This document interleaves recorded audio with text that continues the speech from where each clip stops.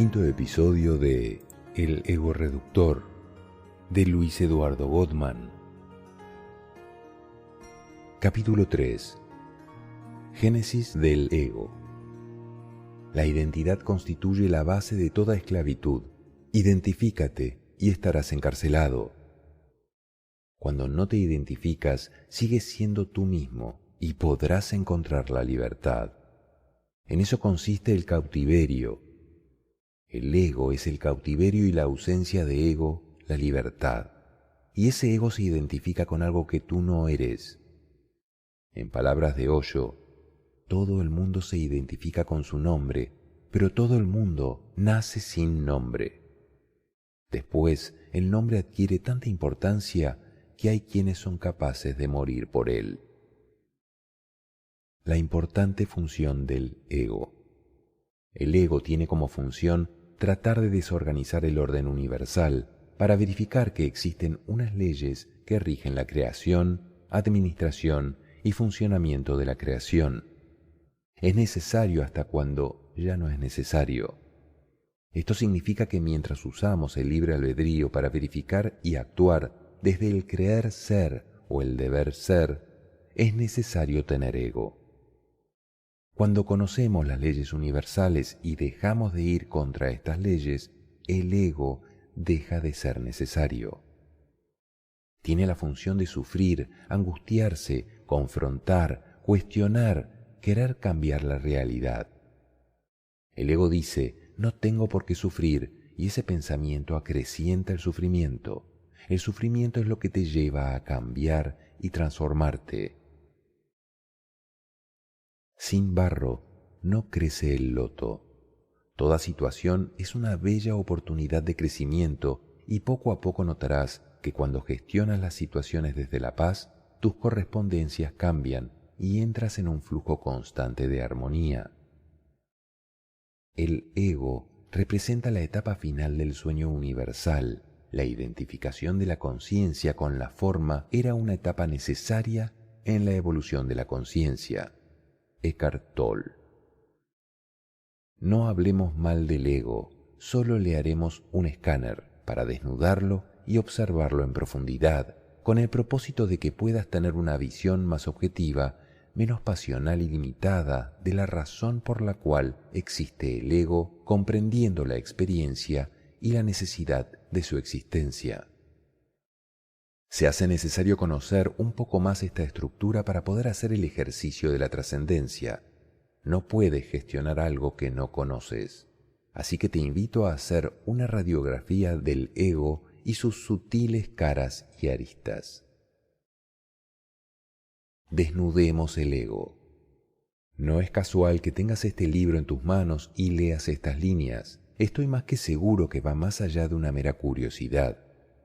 La vida te muestra esta ventana para que metas tu cabeza y comiences a percibir un mundo tal vez desconocido, un mundo libre de ego. Desde el inicio de tu viaje has estado a merced de una programación que ha usurpado el escenario de tu identidad real.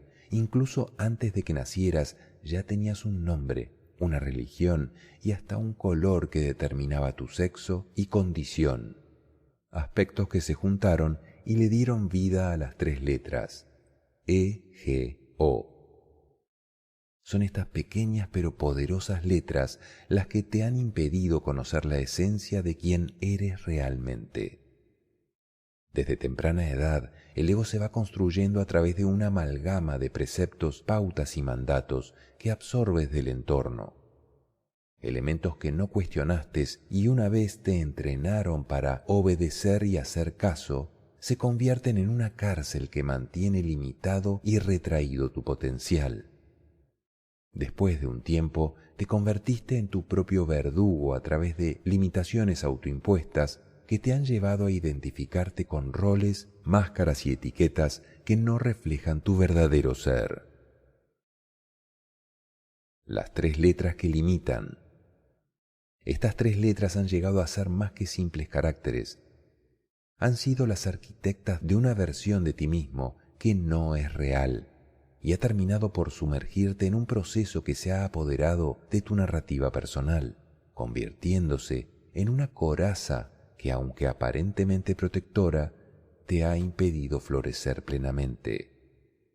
Conocer estas 3 letras es un salto cuántico en nuestra experiencia.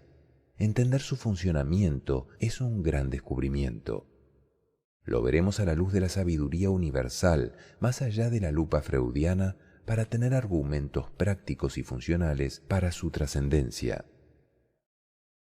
Estas 3 letras se convierten en algo más que simples grafías, transformándose en la esencia misma de las limitaciones que enfrentas diariamente. Has absorbido consejos, expectativas y percepciones externas que dan forma a la versión de ti mismo que presentas al mundo. ¿Qué es el ego? Es una versión distorsionada que se ha creado a través del tiempo y te ha hecho creer que eres algo que no eres. Lo que se manifiesta en tu vida y las experiencias que vives son el mejor indicador de ego. Tus resultados externos son el resultado de tu estado interno. Tu sufrimiento, angustia, inquietud son el resultado de un esquema egoico, porque son un indicador inequívoco que tienes información desorganizada y densa en tu sistema.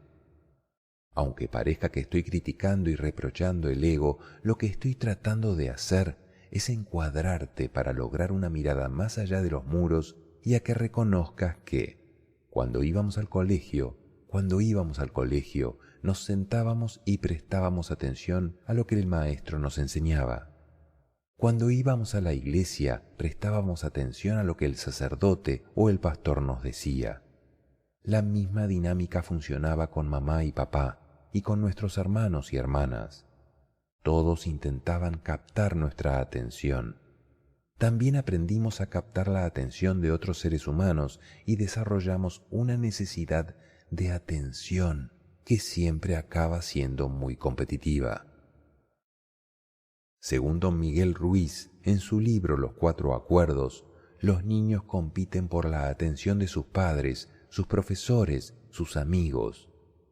Mírame, mira lo que hago, aquí estoy. La necesidad de atención se vuelve muy fuerte y continúa en la edad adulta. Ego es igual a 1 dividido por conocimiento. Cuanto mayor conocimiento, menos ego. Cuanto menor conocimiento, mayor es el ego. ¿Qué es el ego? El ego es lo contrario de tu verdadero ser. El ego no eres tú. Puede ser considerado un engaño creado por la sociedad para que te entretengas y no te plantees preguntas sobre lo verdadero. Y a menos que te liberes del ego, jamás llegarás a conocerte. El ego, también conocido en la Cábala como el gran opositor, es un sistema de información falsa que no permite el reconocimiento de nuestra verdadera naturaleza y nos mantiene atorados en las percepciones limitadas, interponiéndose como una nube gris. Desde la psicología, el ego resulta ser una parte de nuestra psique que nos ayuda a comprendernos, nos proporciona un sentido de identidad, propósito y autoestima. Se desarrolla a partir de nuestra interacción con el mundo. A medida que vamos creciendo y aprendiendo, el ego comienza a definirnos en términos de nuestros logros, relaciones y creencias. El ego es toda una construcción de creencias y limitaciones impuestas y autoimpuestas que se convierte en una capa densa que opaca la esencia de tu ser. Lo que se usa constantemente se entrena, se fortalece y se impone. El ego es un conglomerado de patrones mentales y emocionales condicionantes que dan una falsa identidad del ser, en el cual la conciencia se confunde con la forma. Es una versión distorsionada que se ha creado a través del tiempo y te ha hecho creer que eres algo que no eres. No eres el nombre, no eres la profesión, no eres la nacionalidad, no eres la religión que profesas, no eres la posición económica, ni tu condición, tampoco eres tu sexo. El ego mantiene un paquete de recuerdos con los cuales te identificas. Además, representa y protagoniza un sinnúmero de papeles. Lo hace hasta el cansancio. Es un actuar en piloto automático buscando encajar su desorden mental en el orden universal, lo cual indiscutiblemente genera sufrimiento. Una lucha incesante y desgastante que solo lleva a un estado de frustración e insatisfacción. ¿Qué afecta el ego? El ego te impide desarrollar talentos, expresar tu potencial, tener relaciones de amor, tener mayor satisfacción y felicidad. Ego igual a sufrimiento. El ego significa identificarse con algo que tú no eres. Uno de los fundadores de Alcohólicos Anónimos, en una de sus reflexiones, se refirió al ego diciendo: el ego es una separación consciente, una separación de todo. Por eso, no es raro ver cómo hay personas con altas medidas egoicas que terminan solas, aisladas, lidiando con su propio carácter y con el dolor. De modo que, cuando se da una identificación, es con algo que tú no eres. Te puedes identificar con el cuerpo, con la mente, pero desde el mismo momento en que te identificas, te pierdes. En eso consiste el ego. Y así es como se forma, y así es como se forma y se cristaliza. ¿Cómo se formó el ego? Quizás no te lo preguntaste antes, pero saberlo facilitará la comprensión y la trascendencia. Recuerda que no se puede cambiar nada que no comprendes. El ego tiene un origen muy puntual. Preceptos suelen ser principios que guían el comportamiento dentro de una práctica ética o religiosa. Son consejos e instrucciones recibidas de figuras de autoridad y asumidas como remedios universales. Son consejos, dichos, refranes o la llamada sabiduría popular que son generalizados y tomados como filosofía de vida. Desde las voces autoritarias hasta los proverbios culturales, estos elementos son los primeros ladrillos que forman las paredes de tu ego. Pautas son recomendaciones o consejos que orientan nuestras acciones.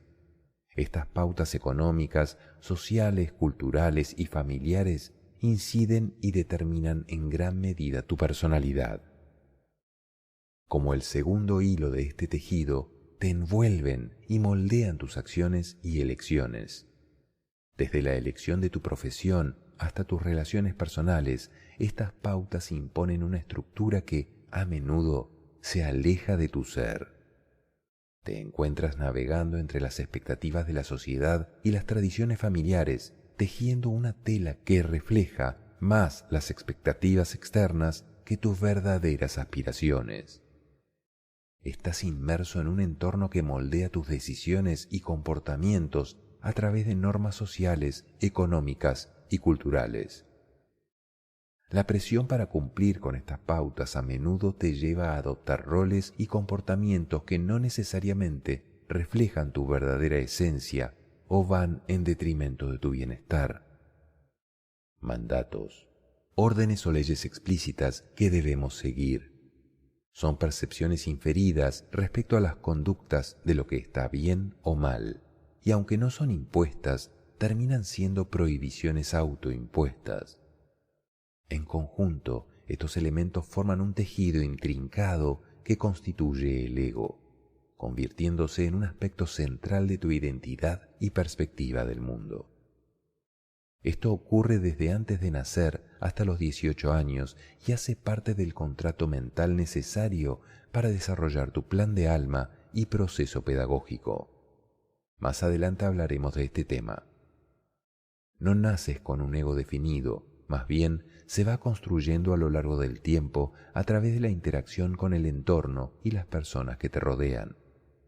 Este entramado de influencias deja una impronta única, dando forma a tu identidad y perspectiva del mundo. Los tres aspectos que dan nacimiento al ego juegan un papel fundamental y se puede considerar un mal necesario. Es la única forma de llevar al reconocimiento del orden universal. Gracias al ego, reconoces la ley y el gran entramado que hay tras los acontecimientos que te llevan a tener esos estados esenciales de incertidumbre e inquietud. El proceso de formación del ego se presenta como una obra de arte compleja, donde cada hilo contribuye a la construcción egoica. Este entrelazado de influencias, aunque enriquece la diversidad, también puede convertirse en un laberinto que te aleja de la esencia más pura de la vida. En el viaje hacia la comprensión y liberación del ego, te voy a llevar a explorar este tejido y te mostraré por qué hoy día es más fácil caer en las redes de lo que llamo la egobesidad. ¿Cuándo sucedió? De niños teníamos una percepción inocente hasta que se atravesó una seta. Dejaste de jugar y comenzaste a juzgar. Jugar, juzgar.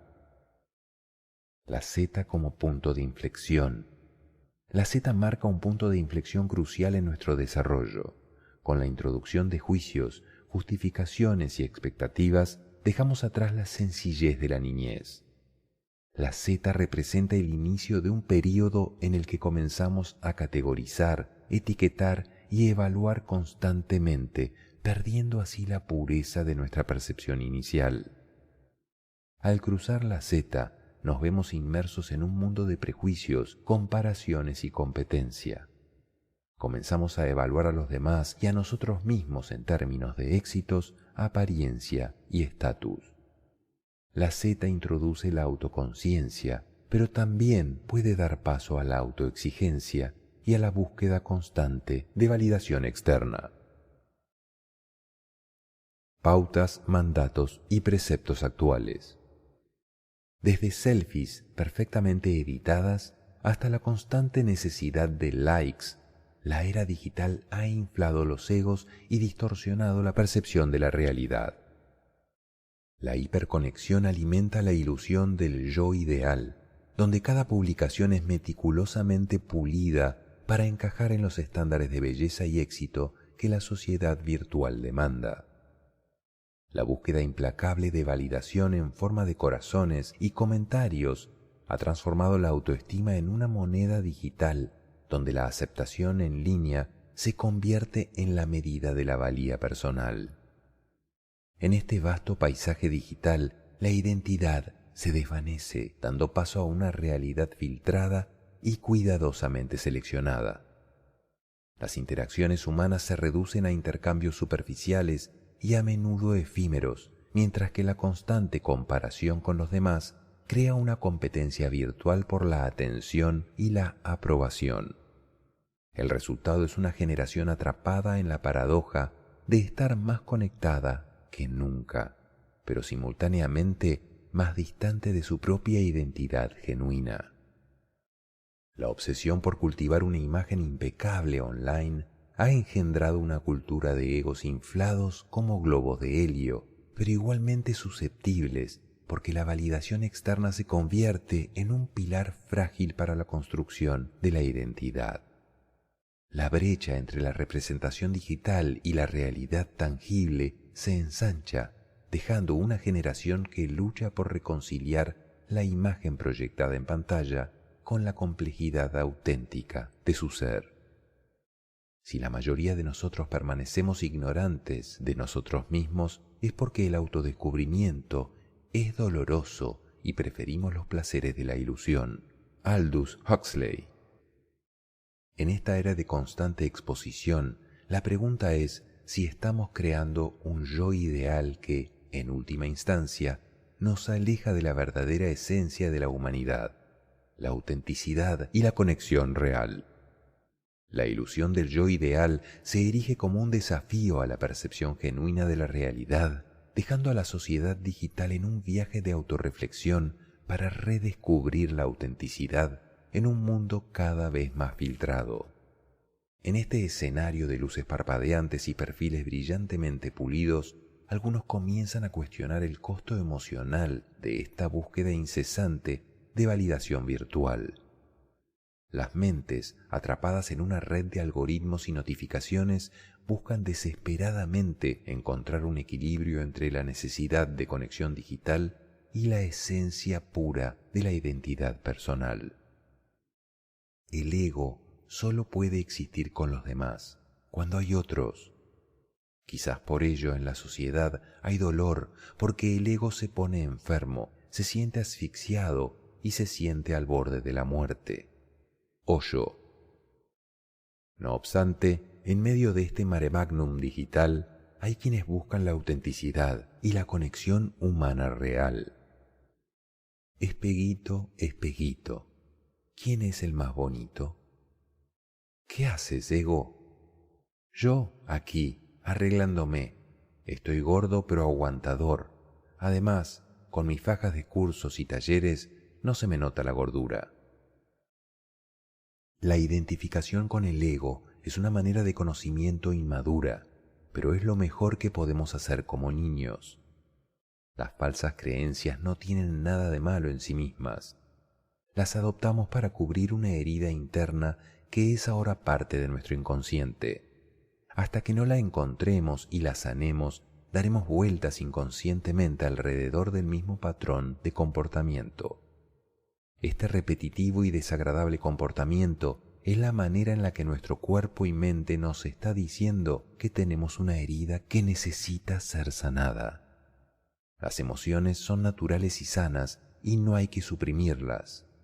Pero las emociones que son desproporcionadas a la situación nos dan una pista de que estamos operando desde un sistema de creencias caduco. Shinko Pérez y Cixin Wick en Camino del Gran Corazón. La cultura de la comparación. La cultura de la comparación ha dejado una red sutil pero poderosa en la psique moderna. El sentido de valía personal en gran medida se encuentra entrelazado con la percepción externa. El ego, en su hambre insaciable, se nutre de las miradas y opiniones ajenas, convirtiendo la atención de los demás en una especie de caloría vacía, llena momentáneamente, pero carente de nutrientes esenciales para el bienestar emocional.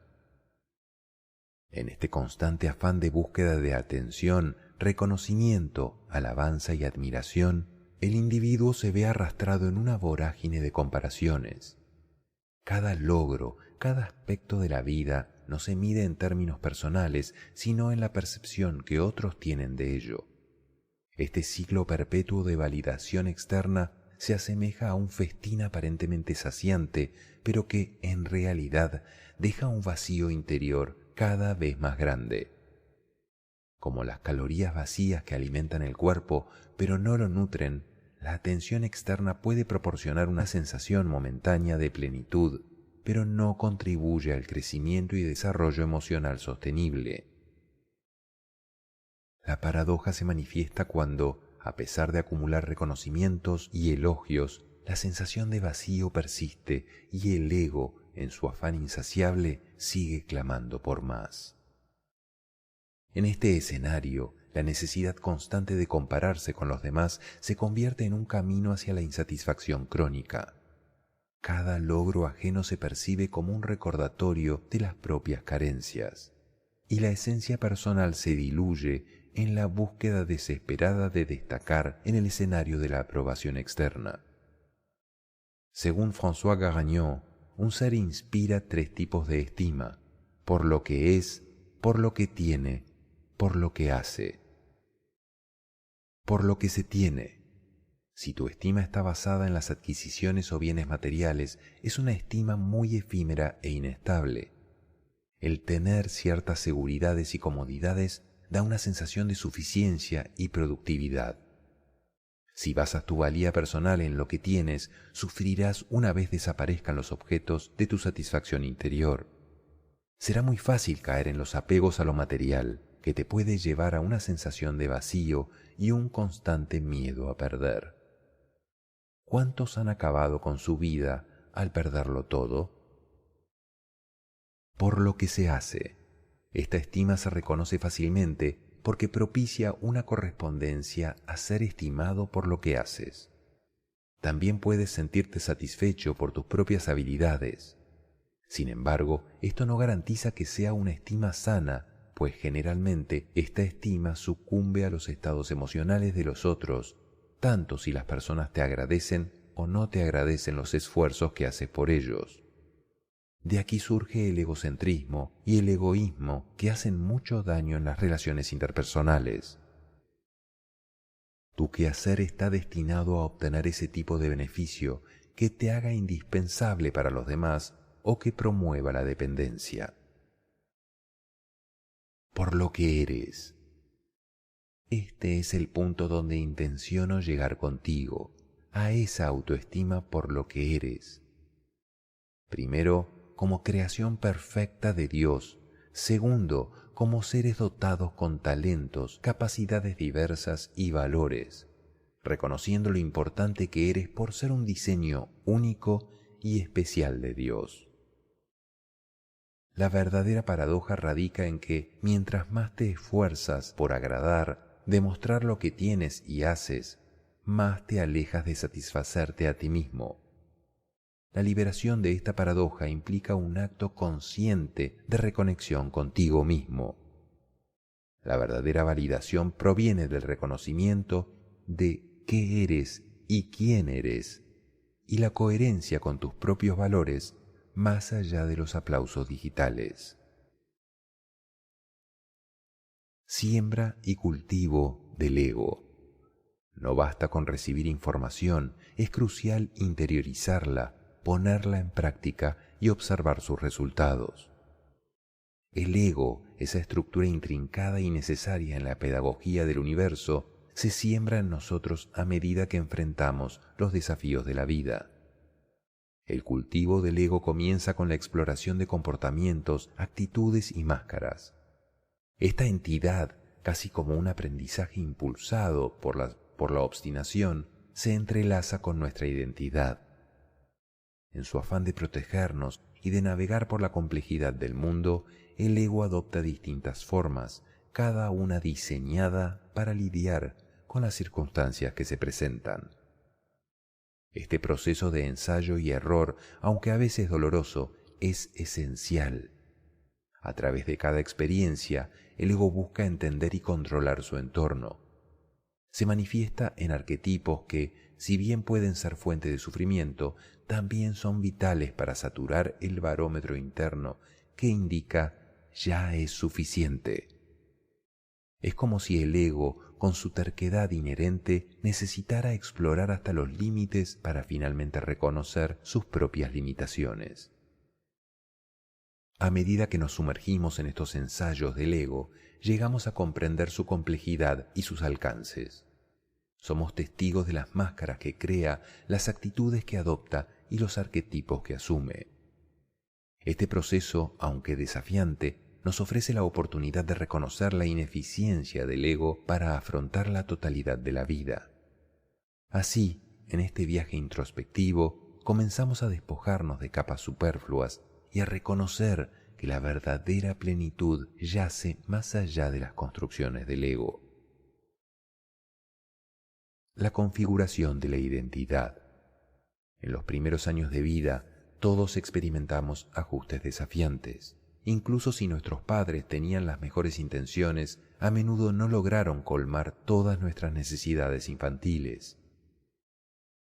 Experimentamos la sensación de carencia y desde temprana edad desarrollamos estrategias para satisfacer esas necesidades. Nos enfrentamos a ansiedades y bloqueos recurriendo a mecanismos para compensar los desajustes, dando forma progresivamente a nuestra identidad.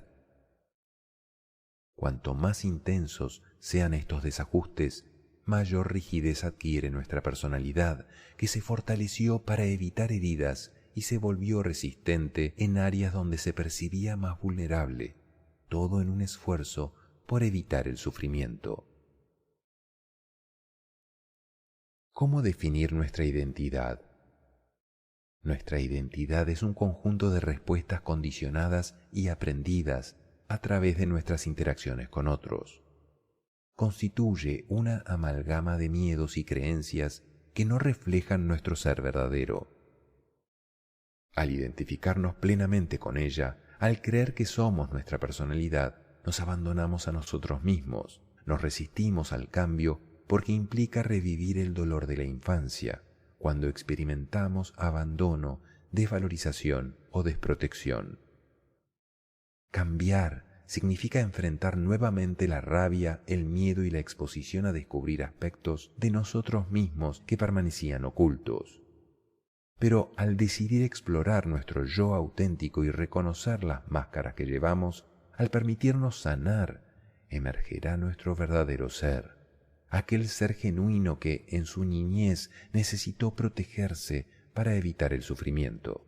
Entonces podremos ser íntegros, creativos y amorosos, con una vida plena, y nos relacionaremos con los demás de una manera renovada. Definición de la personalidad. Durante la infancia, todos enfrentamos desajustes, incluso con padres bien intencionados. Estos desajustes formaron nuestra personalidad. Buscamos llenar carencias desde temprana edad, desarrollando comportamientos para satisfacer nuestras necesidades. Experimentamos ansiedades y bloqueos, adoptando mecanismos para compensar estos desajustes. Cuanto más extremos sean los desajustes, más rígida será la personalidad, fortaleciéndose para evitar heridas y sufrimiento. Tu personalidad es una colección de reacciones aprendidas en interacciones sociales, un conjunto de miedos y creencias que no representan tu verdadero yo. Identificarte con ella implica abandonarte a ti mismo y resistir el cambio por miedo a revivir dolor del pasado. Al reconocer tus máscaras y permitirte sanar, surgirá tu verdadero ser. Podrás ser íntegro, creativo y amoroso, vivir plenamente y relacionarte de manera diferente con los demás.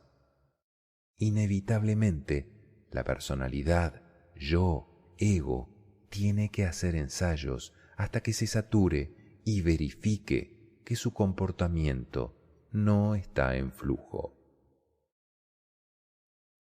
La danza de los ensayos del ego se desenvuelve en el teatro de nuestras relaciones más cercanas, donde las expectativas y las dinámicas complejas crean un escenario propicio para la representación de roles. Una de las preguntas más recurrentes que me hacen está relacionada con la tendencia a ser más duro con los seres queridos que con desconocidos. La respuesta surge de inmediato y está íntimamente ligada a las máscaras y los ensayos del ego. Una vez que recibes la información que conforma tu ego, es inevitable comenzar los ensayos que dan lugar a comportamientos que refuerzan ciertas conductas o promueven los juegos egoicos más conocidos, como el triángulo dramático. El triángulo dramático, con sus roles de salvador, víctima y opresor, se convierte en una coreografía a menudo inconsciente. El ego se sumerge en esta danza buscando su dosis de atención, reconocimiento y validación. La seguridad efímera que proporciona el desempeño de estos roles se convierte en una trampa que nos atrapa en ciclos repetitivos de interacciones dramáticas. Desvincularse de la necesidad constante de cumplir expectativas externas o controlarlas nos permite explorar la autenticidad de nuestras relaciones. Al deshacernos de las máscaras, creamos espacios de conexión genuina donde la aceptación mutua y el respeto fluyen libremente, permitiéndonos ser vulnerables, abrazando la complejidad de nuestras limitaciones y también la naturaleza de estas. Es posible que asumas uno de estos roles o incluso los tres simultáneamente. No obstante, resulta sencillo caer en este juego. El ego se alimenta de una falsa seguridad que aporta el papel que desempeñas. Por ejemplo, si no logras despertar alabanzas y admiración, puedes conformarte con otras formas de atención y buscar representar los personajes necesarios para obtenerlas. Esto se debe a que, ante la falta de atención positiva, es posible que busques atención negativa. Mi intención es que aprendas a reconocer que tuviste un rol y empezar a vivir en total independencia interior. Se trata de liberarte de la necesidad de desempeñar constantemente un papel predefinido, para satisfacer las expectativas externas, desprendiéndote de las máscaras que en última instancia limitan tu verdadero potencial. En el complejo entramado del ego reductor a menudo se despliega un drama interno que se asemeja al triángulo dramático de Karpman. El ego, en su afán por mantener el control, puede adoptar roles característicos. El perseguidor, que busca imponer su voluntad a los demás, la víctima, que se siente indefensa frente a las circunstancias, y el salvador, que intenta resolver los problemas de los demás para sentirse valioso. Imagina este triángulo. Al principio, el ego puede sentirse en el juego de las sillas en una fiesta, girando y girando al ritmo de la música para no perder su lugar. Aunque al principio esto puede dar una sensación de seguridad, en realidad es como una coreografía disfuncional. Se puede reconocer a un verdugo o perseguidor porque es severo, hiriente, inspira miedo y odia que le lleven la contraria. Tiene actitudes crueles, amenazantes, agresivas y denigrantes. Su posición es la de señalar, juzgar, reprochar, cuestionar y buscar precedentes y castigos. Puedes reconocer a una víctima por su actitud llorosa, pasiva y quejumbrosa. Siempre está a la defensiva y se siente perseguida. Está en búsqueda constante de aprobación y de atención a tal punto de ser exasperante. Es sumisa, tratando de agradar para obtener protección y beneficios. El Salvador se caracteriza por estar siempre dispuesto a salir en defensa de los menos favorecidos y los oprimidos.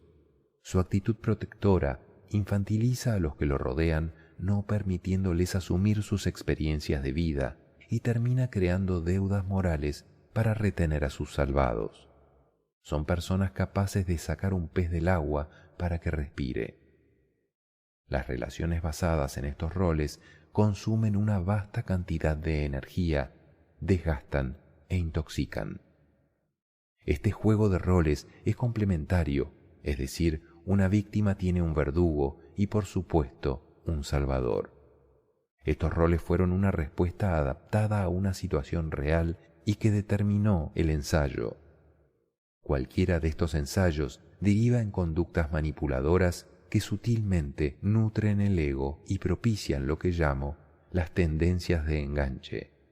Es tan fácil engancharse y dejarse sumergir por los juegos. Las tendencias de enganche son patrones emocionales y comportamentales arraigados que nos atan a dinámicas poco saludables. Estas tendencias nos enganchan en ciclos repetitivos, a menudo impulsados por el ego, que pueden afectar negativamente nuestras relaciones y bienestar emocional.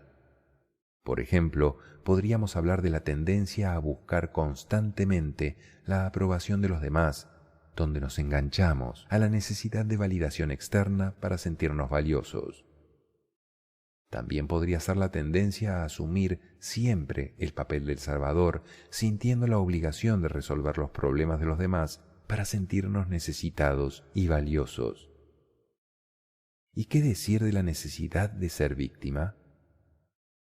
Estos enganches pueden surgir como respuestas adaptativas a experiencias pasadas, pero con el tiempo se convierten en patrones automáticos que limitan nuestro crecimiento personal. Identificar y comprender estas tendencias es crucial para romper con los ciclos perjudiciales y avanzar hacia una mayor autenticidad y bienestar. Es fácil de identificar porque toda tendencia viene acompañada de una sintomatología que al reconocerla te permitirá superar las tendencias de enganche que te invitan a un juego sin fin. Salir del juego no es fácil, pero una vez das el primer paso, sentirás que te quitas un peso de encima.